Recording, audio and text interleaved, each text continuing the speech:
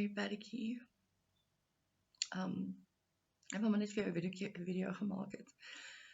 Om te sê ek is jammer, ek dink alles word ge-explain in die volgende video wat jy gaan sien nou, wat ek vir almal gemaak het, is maar net 'n generic een. Maar ek wou net vreeslik graag vir jou sê dat ek baie lief is vir jou en ek is regtig jammer dat dinge uitgewerk het soos wat hulle uitgewerk het en ek wou dit nooit gedoen het. Dit was nooit my intention om enigiemand seer te maak nie en ek wil vir jou persoonlik sê ek is jammer. En ek wil hê jy moenie laat hierdie ding jou breek nie of jy is okay om sad te wees as jy wil. Dis okay om my te mis, dis great.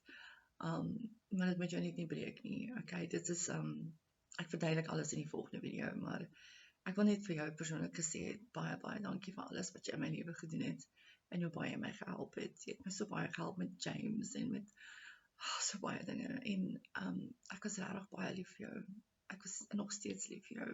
So dit gaan nooit verander nie, maak nie saak wat gebeur nie. En ek hoop jy kry dieselfde liefde wat ek die voorreg gehad het om te haat. En dan wil ek net graag vir jou gevra het vir die kat. Bezig, Catherine. Ja, but I can help. Kan ek? Ja, sure.